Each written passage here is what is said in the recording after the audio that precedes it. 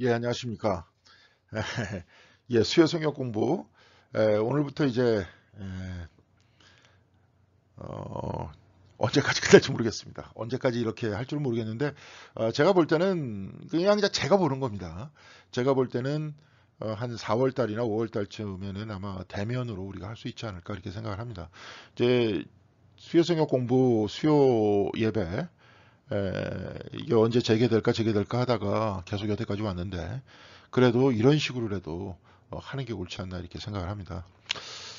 이게 한 시간 정도 아마 여기 계신 우리 권사님들, 장로님들께서 유튜브로 시청하는 것이 이게 쉽지가 않을 겁니다. 그래서 이제 제가 볼 때는 한 25분 정도, 25분 정도가 적당할 것 같아요. 그래서 이렇게 보니까 보통 과거에는 한 4장 정도를 우리가 했었던 것 같아요. 신명기 이제 금방 끝내자. 그렇게 해서 4장 정도 끝내면서 이제 저도 이렇게 하다 보니까 이게 어디까지 했나 몰라서 했었던 거 뒤져보니까 25장까지 했었더라고요. 그래가지고 제가 지금도 기억이 나는 게 이게 이제 한 2, 3주 내에 끝내고 이제 여호수아 쪽으로 이렇게 가자. 왜냐하면 같은 말씀들이 출애굽기서부터 계속 반복이 되기 때문에 그렇게 하자 그랬는데 어떻게 여기까지 와버렸습니다. 그래서 이제 일단 짧게 해야 되기 때문에 한 장 정도 하는 게 좋을 것 같아요. 제가 이거를 준비하면서 2장을 했거든요. 27장까지 2장을 했었는데 파워포인트로 이렇게 이게 보니까 지금 이게 이제 파워포인트인데 여기서 이렇게 영상을 만들다 보니까 이 2장은 거의 또 시간이 좀 많이 걸릴 것 같아요. 그래서 짧은 시간 안에 한 장씩 일단은 우리의 그 수요 성격 공부의 명맥들을 유지시키면서 우리가 다시 만날 때 되도록이면 여호수아서를 할 때 하기 이전에 우리가 다시 대면 예배로 말씀을 좀 나누었으면 좋겠다 이런 생각이 듭니다. 신명기 오늘 특별히 여기 위에 신명기 수요성역 신명기에서 신명기 법전의 마지막 장이라고 이야기했습니다. 신명기 법전이 이제 12장에서부터 시작이 되는데요. 신명기 법전이라는 것은 사실은 이제 10계명이 가장 골자가 되고 거기에 관련된 법률이 약 600개가 넘고요. 또 600개에 해당하는 법률에 대한 해석이 또 굉장히 많고 저 여러분한테도 말씀드렸지만 탈무드라고 있었죠. 그렇죠? 근데 이제 이 탈무드라는 것들은 특별히 이제 텍스트라는 거는 그러니까 쉽게 얘기해서 성경 말씀은 고치지를 못합니다. 이 자체가 권위가 있는 말씀이기 때문에 고치지 못해도 탈무드는 누구나 다 고칠 수 있었거든요. 뭐 누구나 다는 아니죠, 물론. 랍비에 해당하는 분들이 고칠 수 있었거든요. 왜냐하면 그건 주석서기 때문에. 해석은 끊임없이 시대에 따라 가지고 바뀝니다. 근데 그 말씀에 있어서의 본질을 어떤 식으로 해석을 할까? 우리의 시대에 어떤 식으로 맞출까? 이 이야기의 해석은 끊임없이 바뀌겠죠. 예. 근데 그 해석이라는 것들이 본질과 관계없는 해석이 아니라 본질을 전달하기 위한 해석이라는 거죠. 예. 특별히 이제 옛날에는 마차를 많이 타고 다녔잖아요. 근데 이제 그때 당시에 마차를 또 그대로 우리들한테 이야기를 전달하면 무슨 얘기인지 모르지 않습니까? 마차가 아니라 자동차다. 이렇게 해석을 하는데 결국은 간다는 건 똑같죠. 그러니까 이런 식으로 내용이 이 기본적인 맥락을 버리지 않는 한 끊임없이 재해석을 하면서 오늘 우리들한테 이야기가 되는 그 말씀 뭐냐. 그리고 또 제가 지금 금방 말씀을 드렸듯이 해석이 너무 지나쳐서 본질을 버려버리는 경우가 굉장히 많습니다. 예. 그렇죠. 그런 경우가 굉장히 많아요. 특별히 이제 신명기서 같은 경우에는 예수님의 어떤 그 구약, 예수님의 산상수훈이라든지 평지 설교에 있어서의 중심입니다. 신명기가. 그 기본적인 바탕을 두고 있는 그런 말씀인데. 근데 이제 예수님이 동일한 형태의 말씀을 가지고 또 동일한 형태의 해석을 가지고 동일한 형태의 그 어떤 말씀의 근거를 두었었던 그 누굽니까? 뭐 바리새인들이라든지 사두개인들은 별론데 하여튼 바리새인들하고 서기관들하고 논쟁을 벌이셨단 말이죠. 근데 이 말씀이 다른 말씀이 아니라 둘 다 신명기서에 뿌리를 두고 있는 그런 말씀을 가지고 논쟁을 벌였다는 거죠. 근데 신명기서에서도 가만히 보면은 여러분들이 이제 과거에 했었던 말씀들을 기억을 해보면 신명기서에 기록된 그 말씀에 있어서의 어떤 기본적인 의미가 특별히 이제 제사에 관해서 말씀을 드릴 때마다 신명기서에서는 항상 레위인과 객과 고아와 과부하와 같이 먹어라. 같이 음식을 나눠라. 그런 이야기를 반복적으로 하고 있습니다. 약자들과 같이 음식을 나눠라. 또 오늘과 같은 그 본문 같은 경우에 11조를 두어서 그들에게 나눠줌으로써 너희 공동체 내에서 가난이 없게 만들어라. 네. 이 이야기가 중심입니다. 이 이야기가 중심이에요. 근데 이야기를 진행하다 보면 이 중심되는 그 언어, 여기서도 이제 오늘 굉장히 재미있는 말씀이 나옵니다. 어떤 돌을 다듬지 말아라. 있는 그대로 제단을 쌓아서 하나님께 제사를 드려라. 이런 이야기가 나옵니다. 그러니까 돌을 자꾸 다듬다 보면 다듬는 그 자체, 그 예술성에, 기술에 사람들이 자꾸 눈이 팔리거든요. 그러더라고요. 하나님께서는 음식을 주셨고 악마는 요리를 가르쳤다. 그렇죠. 요리에 자꾸 사람들이 음식에 탐닉하게 만들었단 말이에요. 요리를 좋아함으로써, 기술을 좋아함으로써. 교회도 마찬가지죠. 예수님께서 두세 명이 모인 곳에 바로 내가 그들 중에 있다. 두세 명이 아무 데서나 모이든 바로 거기는 교회다. 거기에서는 성령이 역사하고 거기에서 하나님께서 함께 하시고 나도 그들 중에 있다. 분명히 말씀하셨는데 지금 그렇지 않죠. 되도록이면 다홍치마라고 더 잘 꾸며진 교회, 더 아름다운 교회, 그렇죠. 더 나 자신이 돋보이는 교회, 그렇게 생각하게 되지 않습니까? 본질은 아닌데 그쪽으로 자꾸 쏠리게 되잖아요. 그게 이제 해석과 본질과의 이 문제점입니다.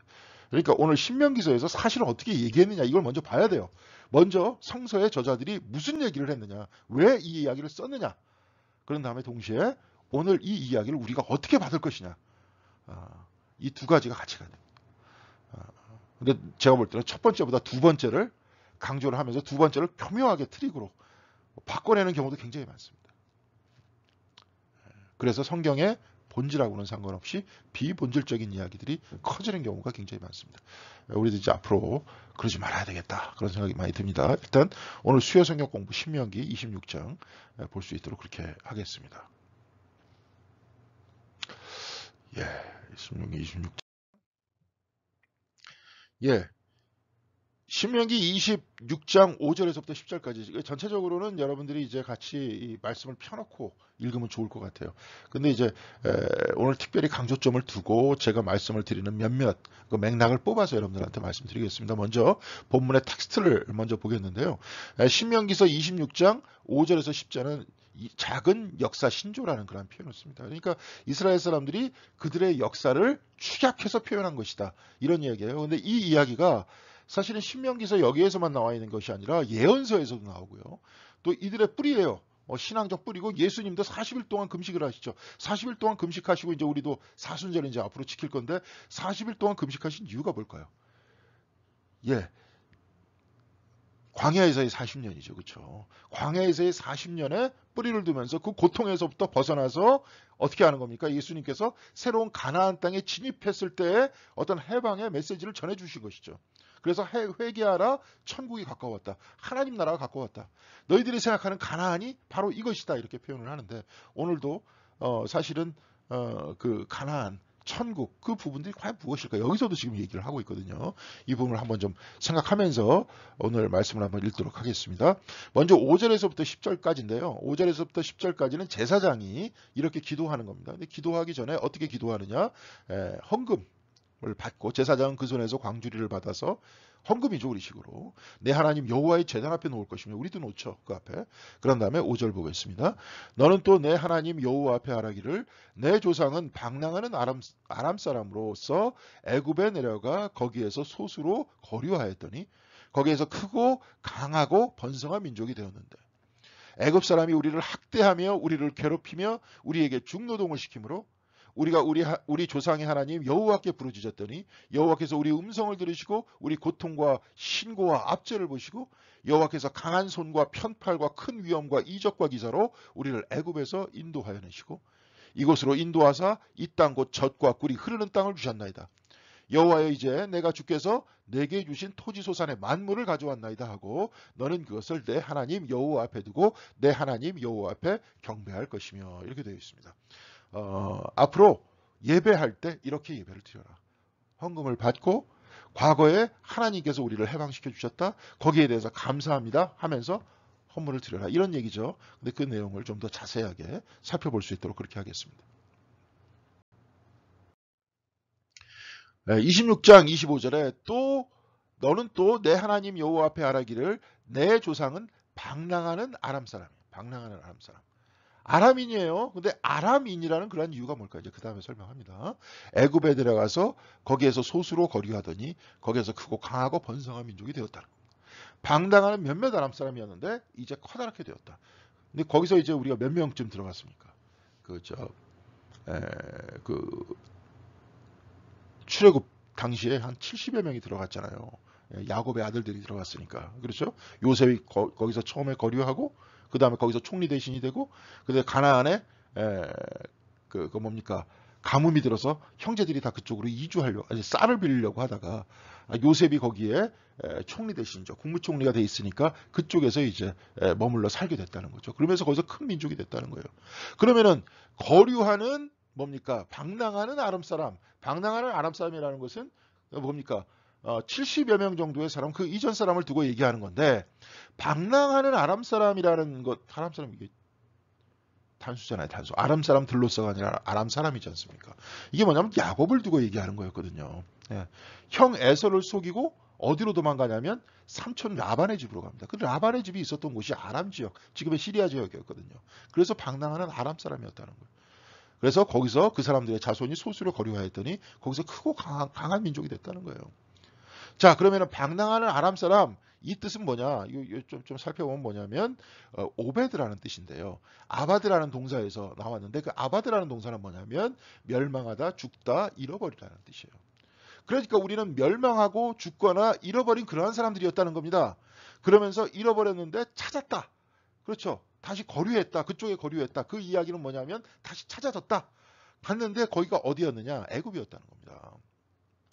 지금 제가 이 말씀을 드리는 이유가 뭐냐면 애굽이 우리가 거할 땅이라고 생각했던 거예요. 그 사람들은. 근데 애굽에서 다시 쫓겨나잖아요. 거기서 크고 강한 민족이 되었는데 거기 있는 애굽 사람들이 괴롭혀서 다시 나오게 됐다는 겁니다. 자, 그래서 가나안 땅으로 왔다는 거예요. 가나안 땅이 전착지냐? 아닙니다. 이게 왜 그러냐면 신명기서가 언제 쓰여졌느냐? 제가 한번 여러분들께 말씀드렸습니다. 이 굉장히 후반에 쓰여진 문서예요. 모세가 출애굽을 했었을 때는 기원전 1300여 년이었습니다. 그때쯤이었어요. 근데 신명기서가 쓰여졌을 때 연대수를 측정해 보니까 언제냐면 바벨론에서 포로로 돌아올 때였습니다. 그러면서 신명기서의 가장 중심적인 말씀은 신명기서 6장 4절 이하에 나와 있는 그런 말씀이죠. 쉐마라는 말씀입니다. 이스라엘아 들으라. 하나님은 한 분이시니 유일한 하나님이시니 마음과 뜻과 힘을 다하여 너희 하나님 여호와를 사랑하라. 이게 중심이죠. 한 분이다. 여러 명이 아니다. 왜냐하면 바벨론에 있었던 신이라는 존재는 다실론이었거든요. 하늘의 신도 있고 땅의 신도 있고 태양의 신도 있고 신은 그렇게 여러 명 있는 게 아니다. 하나님은 유일하신 분이다. 오로지 하나님을 중심으로 사랑해라. 하나님만 사랑해라. 그리고 그것을 네가 항상 되뇌이고 이마에 새기고 이마에 이렇게 붙이고 팔뚝에다 가지고 다니고 문설주에다가 붙여가지고 들락날락할 때마다 손대면서 기도하고 너희 아이들한테 끊임없이 가르쳐라. 하나님 한 분이다. 이런 얘기예요. 네. 근데 여튼간에 제가 지금 말씀을 드리려고 하는 그 이야기의 중심이 뭐냐? 이 사람들이 가나안 땅이 자기가 정착지인 줄 알고 갔었는데 어디로 붙잡혀갔느냐? 바빌론으로 붙잡혀갔잖아요. 그리고 나서 예수님 당시에는 또 어떻게 됩니까? 유대 전쟁을 일으켜가지고 결국 유대인들은 다 쫓겨나고 2000년 동안 나라 없는 민족이 됐었단 말이에요. 결국은 그러면은 거하는 정착지는 어디일까요? 사실 가나안이었을까요? 아니면 하나님의 품일까요? 가나안 땅인 줄 알았는데 그게 아니죠. 땅도 우리가 영원히 있을 수 없습니다. 유목민들한테는 정착민이 계속 영원히 있는 그 자리라고 생각을 하지만 땅이라는 것은 그런 것이 아니죠. 죽으면 끝 아닙니까? 우리 아파트도 그 어렵게 그냥 우리 집을 다 구했다 이렇게 얘기를 하지만 거기도 우리가 영원히 거주할 것입니까? 우리의 목숨이 끝나면 끝나는 거 아니에요. 내 몸도 내 것이 아닙니다. 여기 잠깐 있다 가야 되는 겁니다. 그럼 우리가 영원히 있을 곳은 어디일까요? 하나님의 품이잖아요. 사실은 유리아는 아람 사람이었다. 그러다 하나님께서 가나안을 주셨다. 이렇게 이야기를 해야 되겠지만 이 사람들은 뭐라고 얘기했습니까? 하나님을 계속 얘기하고 있잖아요. 예. 하나님을 이 마음에 품고 있으면, 또한 내가 하나님 안에 있다는 것들을 굳건히 붙들고 있으면 가나안 땅에 있으나 애굽 땅에 있으나 유리하고 있으나 그런 다 누구 안에 있는 겁니까? 하나님 안에 있는 거죠. 움직이지 않는 겁니다. 그 안에 있는 겁니다. 예. 그렇죠? 이것이 이제 궁극적으로 신약 시대의 얘기가 나오죠. 예수님께서 나다나엘한테 그런 말씀을 하시잖아요. 예. 네가 어디 있었다고 너는 그렇게 나를 하나님의 아들이라 그러느냐? 네가 내가 진실로 진실로 너희에게 이르노니 인자 위에서 천사들이 오르락내리락 하는 것을 볼 것이다. 예수 그리스도는 특별히 요한복음 안에서는 말씀입니다. 말씀.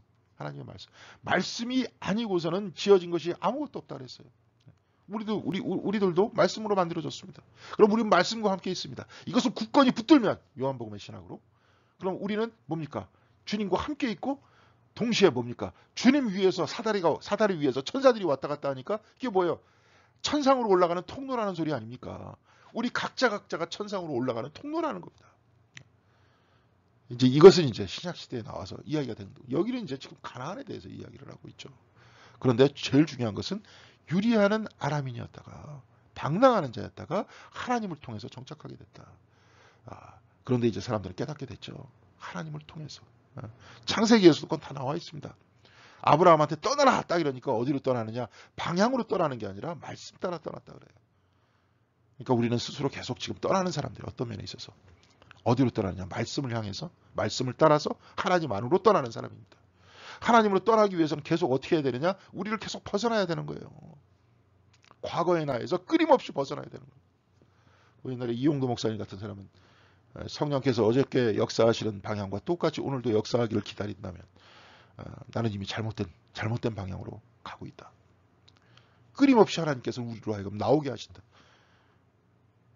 우리가 가지고 있는 과거의 신앙적 체험이라는 것 거기에만 매달려서 이게 다 전부인데 그렇지 않습니다. 신학이라는 역사는 벌써 2000년이나 흘러왔어요.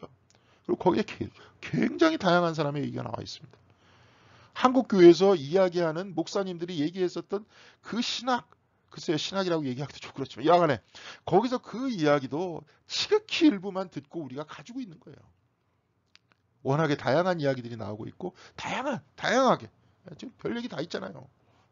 다양한 각도에서 해석을 하면서 성서의 본질을 자꾸 끌어내려고 하잖아요. 우리들도 그것을 따라서 계속 나와야 되는 거예요. 계속. 그렇습니다. 여기서도 그래요. 자, 그래서 이제 여하튼 과거에 방황하고 유리하는 사람이었는데 이제 하나님께서 정착하게 해주셨다. 감사합니다. 기도해라. 그런데 그 정착이라는 곳이 가나안이라는 장소적 정착이라는 것보다도 이제 하나님 안에 정착하게 됐다. 우리는 그것들을 염두에 봐야 된다. 그렇게 말씀드리고 싶고요.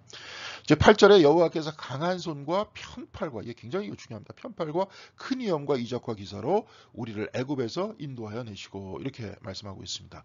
강한 편팔이에요. 근데 편팔을 한번 생각을 해보세요, 여러분들. 편팔. 뭐 여호와께서 물론 이제 팔이 이렇게 움츠려져 있으면 힘을 발휘하지 못하죠. 움츠러져 있는데 어떻게 해요? 이 물건을 이렇게 여기 있는 걸 이렇게 짚기 위해서는 제가 팔을 펴가지고 이렇게 끄집어야 될 거 아닙니까? 그런데 여기서 움츠려져 있으면 안 된다 이거예요. 근데 그거는 두 가지예요. 두 가지. 네. 손을 펴야지 힘을 쓸 수 있지만 사람을 안아주는 것도 손을 펴야 됩니다. 그러니까 여기서 이걸 봐요. 움츠린 팔이 아닌 편팔. 편팔은 힘을 상징하는 말일 수도 있죠. 그렇죠? 내가 뭘 가지고 와야 되니까. 힘을 써야 되니까. 그렇지만 포옹하는 힘이기도 합니다. 끌어안는 힘이기도 하다는 거예요. 힘을 쓰는 남성적이고 아버지적인 힘도 있지만 동시에 끌어안는 어머니적 힘도 있다는 겁니다. 그래서 편팔이라는 것들은 그래서 대단히 모호한 표현이라고 저는 봅니다. 예. 은혜의 이중성이라는 게 뭐 위선적이라는 게 아니라 긍정과 부정을 상상하게 한다는 거예요. 자, 그러니까 우리가 긍정과 부정을 편팔로 상상하게 된다면 하나님께서 손을 펴시어서 내가 하나님한테 맞았다 이거나 잘못된 길로 가서 내가 지금 삶이 괴로워요. 고통스러워요. 근데 편팔이라는 것들을 생각하다 보면은 두 가지 다예요. 하나님께서 치셔도 하나님의 은혜고 부둥켜 안아도 하나님의 은혜입니다. 언제나 하나님과 같이 있다는 거죠. 아까 말씀드렸듯이 유리하던 아람인에서 어떻게 해요? 정착하게 됐다. 이렇게 이야기하듯이 편팔이라는 것들은 하나님과 함께 있다는 것. 하나님의 능력이 나오고 동시에 하나님의 사랑이 나온다는 거예요. 그래서 기쁨과 괴로움 모두 여호와 하나님의 어느 손 안에 여호와 하나님의 굉장히 중요합니다. 강한 손 안이다. 여호와 하나님의 강한 손 안에 내가 있다. 그래서 그렇게 기도했습니다. 여호와 하나님의 강한 손 안에서 우리가 광야에서 유리했고 광야에서 방황했지만 그때도 하나님께서 함께 하셨고 지금 이곳에서 우리가 하나님의 품 안에서 하나님의 사랑 안에서 같이 있게 됐다. 감사합니다. 이렇게 얘기했다는 거죠. 자, 이런 모든 부분들을 인간적으로도 해석할 수 있습니다. 뭐 그냥 광야에서 힘들었어요. 뭐 광야에서. 근데 어떻게 하다 보니까 여기까지 왔네요. 뭐 이렇게 보는 게 철저하게 인간적인 얘기입니다. 그런데 만약에 광야에서는 하나님의 편팔 속에서 동시에 끊임없이 내가 괴로워했지만 동시에 그 안에서 하나님께서 안아주시는 체험도 했습니다. 이곳 가나안에 정착하게 되면서 품어주시고 안아주시는 하나님을 체험하게 하시니 정말로 감사합니다. 어떤 인생을 선택할 겁니까? 예. 그렇죠? 예, 그렇습니다. 자, 그래서 하나님께서 뭐 했느냐? 적과 꿀이 흐르는 땅을 주셨나이다. 주셨다는 함축적인 의미는 이제 사실은 지배하라, 관리하라는 뜻도 있어요. 이게 창세기 제 1장에 땅을 지배하라, 땅을 파괴하라는 뜻이 아니라 관리하라는 거예요. 예. 아담과 하와를 창세기 제 1장 27절에 하나님의 형상으로 줬습니다. 형상이라는 게 뭐냐면 그때 당시에 옛날 왕의 영지 있죠, 왕의. 여기까지는 뭐예요? 만약에 바빌론 왕의 지역이다 그러면 거기다가 형상을 세워놨어요. 그 형상은 저 바벨론 왕이 아니죠.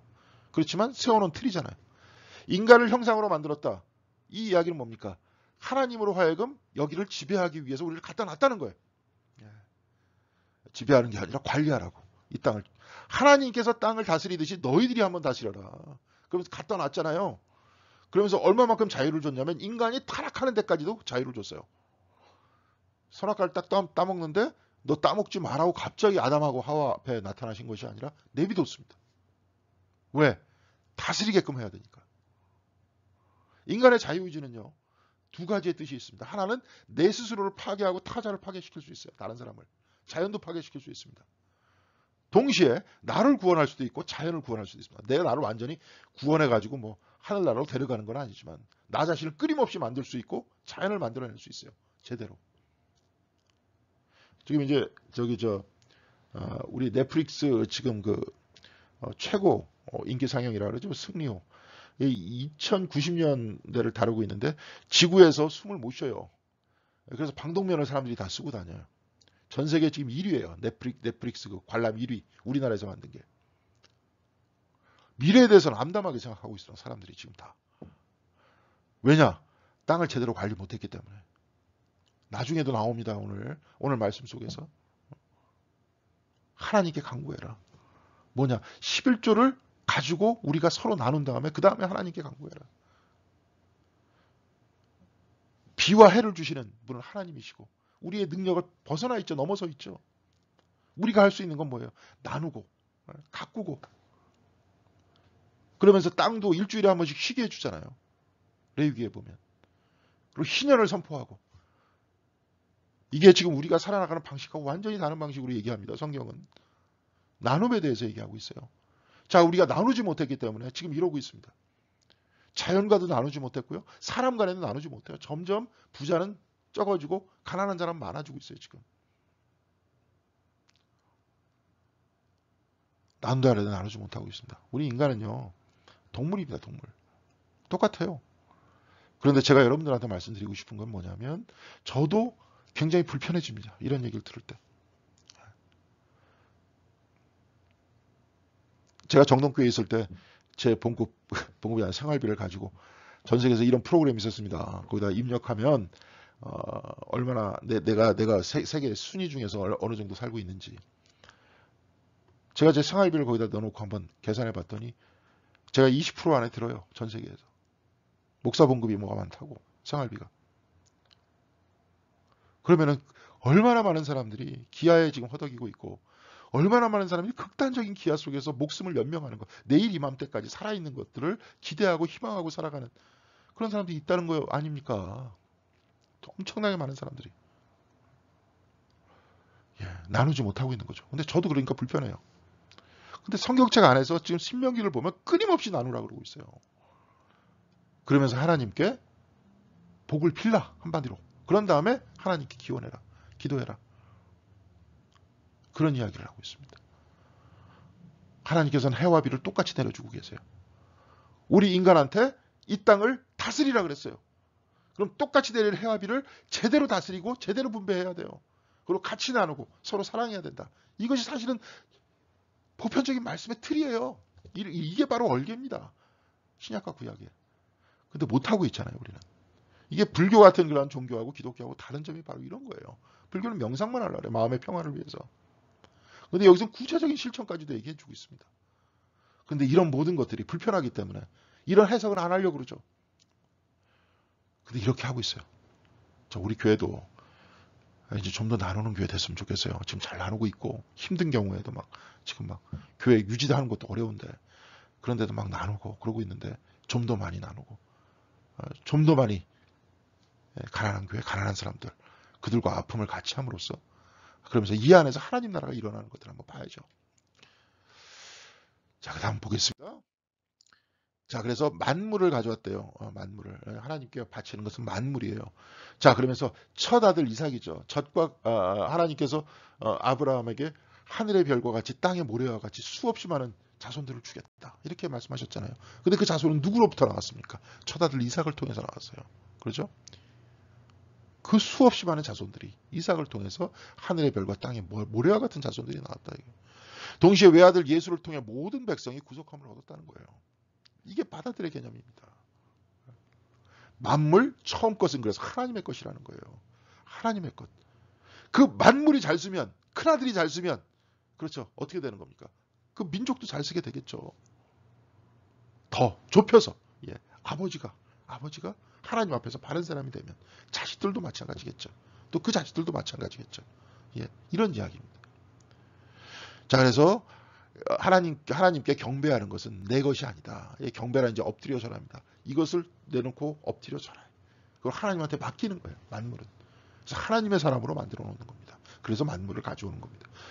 아들만 그런 게 아니라 내 소출의 만물도 가지고 오는 겁니다. 다 같이 그렇게 하는 거예요.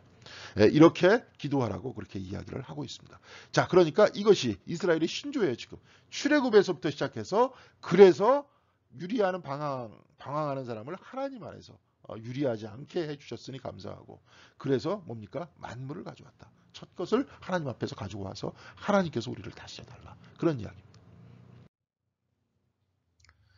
자, 그래서 11조를 이제 바치는 이유에 대해서 26장 12절에서부터 15절까지 얘기하고 있어요. 여러분들이 이제 오늘 그 26장이 신명기의 그 뭡니까? 그 끝이라 그랬잖아요. 제일 끝에. 제일 끝이라 그러면 다 정리하는 얘기겠죠. 그러니까 앞부분에 신명기 26장에 있어서 앞부분에 이스라엘 역사 전체를 압축적으로 표현하고 그래서 하나님께 감사해야 된다라고 이야기를 하면서 굉장히 응축적인 신학적인 이야기들을 전해주고 있고요. 26장 12절에서부터 15절까지는 지금 왜 11조를 어떻게 바쳐야 되느냐 그 이야기를 좀 하고 있습니다. 근데 이 11조를 바치는 이유에 대해서 한번 쭉 그 말씀 26장 12절에서부터 15절까지 말씀을 한번 드리겠습니다. 셋째 해에 곧 11조를 드리는 해에 내 모든 소산의 11조 내기를 마친 후에 그것을 레위인과 객과 고아와 과부에게 주어 내 성읍 안에서 먹고 배부르게 하라. 그리할 때 내 하나님 여호와 앞에 아뢰기를 내가 성물을 내 집에서 내어 레위인과 객과 고아와 과부에게 주기를 주께서 내게 명령하신 대로 하였사오니 내가 주의 명령을 범하지 아니하였고 잊지도 아니하였나이다. 내가 애곡하는 날에 이 성물을 먹지 아니하였고 부정한 몸으로 이를 떼어두지 아니하였고 죽은 자를 위하여 이를 쓰지 아니하였고 내 하나님 여호와의 말씀을 청종하여 주께서 내게 명령하신 대로 다 행하였사오니 원하건대 주의 거룩한 처소 하늘에서 보시고 주의 백성 이스라엘에게 복을 주시며 우리 조상들에게 맹세하여 우리에게 주신 젖과 꿀이 흐르는 땅에 복을 내리소서 할지니라. 이렇게 되어 있습니다. 이렇게 일단 낭독했는데 다음 보겠습니다. 12절에 보면 예, 사실 11조를 내는 해라 그러면서 세 번째 해라 그랬어요. 근데 이제 여러분들이 이렇게 보시면 알겠지만 신명기서에도 그렇게 나와 있고 출애굽기에도 나와 있고요. 사실은 매년 소출에 11조를 냈습니다. 근데 이제 굉장히 중요한 건 세 번째 해. 예, 예. 세 번째 년에는 중앙 성소에 붙이지 않고 동네에 비추겠다가 가난한 사람들을 위해서 사용했다는 겁니다. 그러니까 성소에 보내지 않고 동네에 비추겠다. 아, 그래서 이제 이게 뭐냐? 우리가 이미 읽었습니다. 신명기 14장 28절에서부터 29절까지 매 3년 끝에 그의 소산의 10분의 1을 내어 내 성읍에 저축하여 3년 끝에 매 3년 끝에 너희 중에 분깃이나 기업이 없는 그렇죠. 직장이 없는 지금 뭡니까? 나이 드신 분들은 명예퇴직 당하고 젊은 사람들은 잘리고 그런 레위인과 내 성중에 거류하는 객과 및 고아와 과부들 이제 특별히 과부들에 대해서 반복적으로 이야기하는 게 뭡니까? 고아는 부모가 없기 때문에 정말 굶주릴 수밖에 없고 과부들은 뭡니까? 이때는 철저하게 남성 중심적 사회였습니다. 그리고 남성들한테만 일자리가 돌아갔어요. 뭐 여자는 일자리도 없었어요. 정말 가난한 사람들이었습니다. 그래서 과부의 두 렙돈이라는 그 말씀도 전하지 않습니까? 과부들이 와서 먹고 배부르게 하라. 그리하면 내 하나님 여호와께 내 손으로 하는 범사에 내게 복을 주시리라. 11조를 가지고 나눌 때 범사에 네가 복을 받게 된다는 겁니다. 일단 우리가 생각을 해보세요. 같이 나눌 때 일단 우리가 받는 범사의 복이 있죠. 나눠줄 때 가지고 있는 마음의 충만함이 있죠. 동시에 우리가 사회가 이렇게 극단적으로 개인주의화되는 게 왜 그렇습니까? 미래가 불안해서 그런 거 아니에요.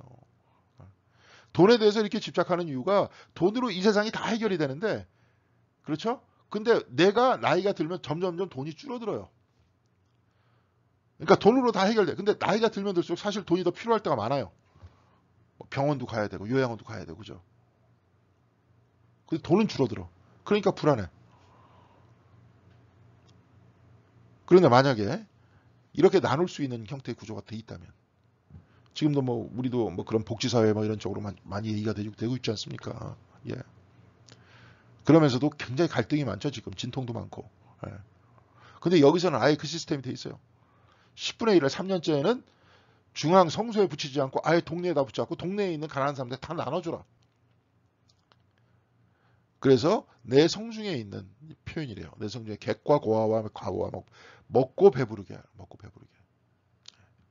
예수님께서는요. 여기서 지금 마태복음 9장 14절에서부터 15절까지 말씀인데 제가 한번 읽겠습니다. 그때 요한의 제자들이 예수께 나와 이르되 우리와 바리새인들은 금식하는데 어찌하여 당신의 제자들은 금식하지 아니하니까. 예수께서 그들에게 이르시되 혼인집 손님들이 신랑과 함께 있을 동안에 슬퍼할 수 있겠느냐. 그러나 신랑을 빼앗길 날이 이르리니 그때는 금식할 것이니라. 이제 나중에 이 뒷부분에 바로 금식에 대한 이야기도 나오는데 예수님께서 말씀하시죠. 혼인집 손님들이 신랑과 함께 있다. 지금 주님과 함께 있다는 거예요.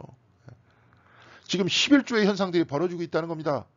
신명기의 현상들이 우리가 살아있을 동안에 벌어져야 된다는 겁니다. 예수님께서. 그때는 그래서 서로 나누고 기뻐할 때 즐거워하는 거예요. 같이. 금식해야 될 이유가 없는 겁니다. 근데 죽으면 금식해야 된다는 거죠.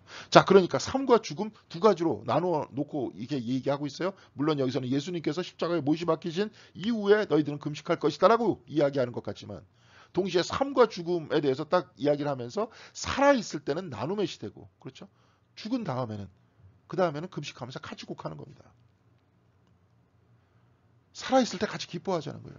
사실 그래서 기독교는 무슨 영성입니까? 기쁨의 영성에 같이 나누면서 기뻐하는 겁니다. 말씀을 나누면서 음식을 나누면서 그렇게 기뻐해야 되는 거예요. 삶도 마찬가지입니다. 네. 내가 그러면서 나중에 이제 기도할 때 이렇게 기도하는 거예요. 내가 애곡하는 날에 이 성물을 먹지 아니하였고 부정한 몸으로 이를 떼어두지 아니하였고 죽은 자를 위하여 이를 쓰지 아니하였고 애곡, 부정, 죽은 자 모두 같은 것이라 그랬죠. 예. 죽은 이를 위해서 11조를 쓰지 않았다는 거예요. 11조는 산 자를 위해서 쓰는 거예요. 그렇죠? 예. 죽을 때 장례 비용을 위해서 쓰지 않는 겁니다. 11조는 살아있는 사람 그리고 약한 사람들과 나누기 위해서 쓰는 겁니다. 그 11조는 살아있는 자들이 배불리 먹기 위한 것이고 위에서 예수께서도 먹을 때와 금식의 때를 구분했다는 겁니다.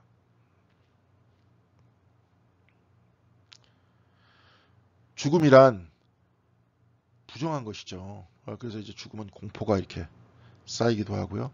시체의 썩은 냄새. 예, 그때 이스라엘 그 지역은 더운 지역이었기 때문에 특별히 굉장히 조심해야죠, 여기서는. 그래서 죽음을 부정한 것이라고 이야기했어요. 그런데 여러분 잘 보세요. 그리스도께서는 죽음이 되시어 다시 살아나셨다는 것도 한번 기억해 두자. 예수께서는. 가장 꺼리는 것이 죽음이죠. 우리도 가장 꺼리는 게 죽음이잖아요. 두려우니까. 지금 죽음이 죽었잖아요. 어디 있는지 모르잖아요. 장례식장이. 그런데 그리스도께서는 죽음이 되셨다. 죽음까지도 정복하셔서 죽음까지도 그리스도 안으로 포함시키셨다. 동시에 그러면서 살아나셨다. 그렇죠? 이게 무슨 말씀인지 아시겠죠? 그래서 우리 앞에는 이제는 두려울 게 없다는 거예요. 삶이라는 것은 11조 나눔에 있어서의 삶이고 동시에 죽음을 극복해 주셨기 때문에 우리도 그 안에서 기뻐해야 되는 겁니다. 그래서 우리의 기쁨들을 모두를 위해서 선언해야 되는 겁니다. 그런 겁니다. 자, 그래서 마지막으로 마지막 절입니다. 적과 꿀이 흐르는 땅에 복을 내리소서. 그래서 인간이 해야 할 일은 나눔이에요. 이 사람 나중에 이제 그거 한다 그랬잖아요. 아까 적과 꿀이 흐르는 땅에 복을 내리소서. 우리가 할 때는 뭐예요? 나누고 있습니다. 지금. 우리가 지금 나눌 때 사실은 이 팔레스틴 땅이 무슨 적과 꿀이 흐릅니까? 돌짝밭인데. 그 땅에서라도 11조를 같이 두고 나눌 수 있으면 약자들과 같이 기뻐할 수 있으면 같이 먹을 수 있으면 바로 그것이 적과 꿀이 흐르는 땅이죠. 바로 그 위에 복을 내려달라고 기도하지 않습니까? 지금 우리는 어떻게 하고 있습니까? 예? 지금 어떻게 하고 있어요? 우리는 그렇게 못하고 있지 않습니까? 예. 극소수의 사람들을 위해서 절대 다수의 사람들이 마치 노예와 같이 생활하는 그런 시대로 점점 가고 있지 않습니까? 예. 그러면서 막 갑질이라는 말이 늘어났지만 이것들이 어떻게 뭐 하루아침에 사라지겠습니까? 네. 물론 이제 자동차는 전기차로 다 바뀔 거지만 지금 얼마나 많은 하루에 1억 배럴이 넘는 석유가 타고 있다고 합니다. 이게 어마어마한 이산화탄소가 발생하고 있는 겁니다. 그러니까 지금 기후변화가 생기잖아요. 지구가 못 견딥니다. 가만히 보니까 이를 극복할 수 있는 방법도 있어요. 뭐 패시브 하우스라고 에너지가 많이 안 드는 집을 만들 수 있습니다. 재생에너지 만들 수 있어요. 화력발전소 중단할 수 있어요.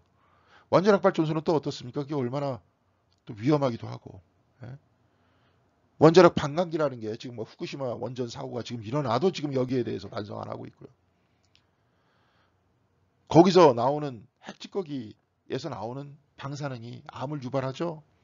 플루토늄이라는 거는 뭡니까? 예, 완전히 플루토늄이라는 형태가 방사능이 중단 나와가지고 이게 찌꺼기거든요. 핵찌꺼기. 이게 이제 원자폭탄 만드는 겁니다. 이거 방패장에다 갖다 놔가지고 거기서 방사능이 더 이상 안 나올 때는 얼마만큼 지나야 되느냐? 5만 년이 지나야 돼요. 5만 년 동안 완전히 방사능을 차단할 수 있는 기술을 인간들이 가지고 있지 않습니다. 원자력 발전소 계속 지면 찌꺼기는 더 많아질 거예요. 그럼 후손들은 어떻게 살라고요, 여기서? 처리하지도 못하고. 그러면 우리가 어떻게 나눠야 되잖아요. 지금 재생에너지를 사용하든 태양열과 그 다음에 풍력을 사용하든 조류를 사용하든 동시에 집도 패시브 하우스로 써가지고 최대한도로 열을 아끼고 그런 방향으로 생각하고 인간은 생각이 있으니까요.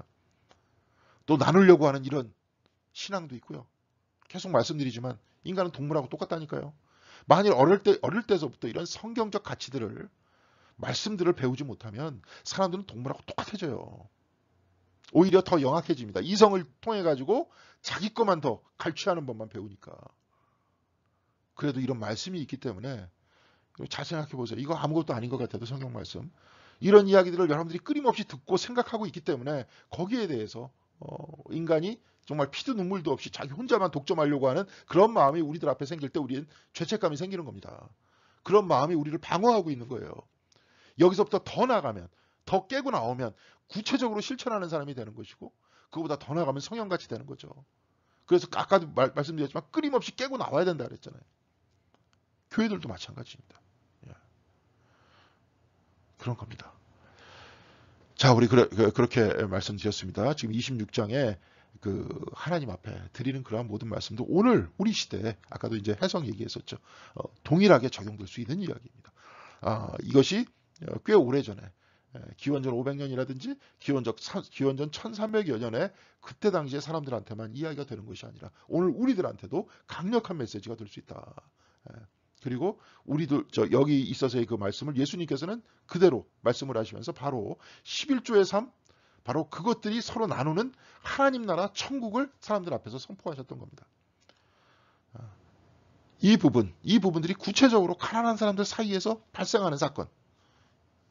단지 몇몇 바리새인들이라든지 서기관들 몇몇 사람들끼리 거기서 성전을 세워서 그 특권층들이 그들이 지배하던 사회였으니까 그 누리는 사회가 아니라 주님께서는 그 사회를 그러한 세상을 꿈꾸면서 하나님 나라를 선포하셨던 거죠.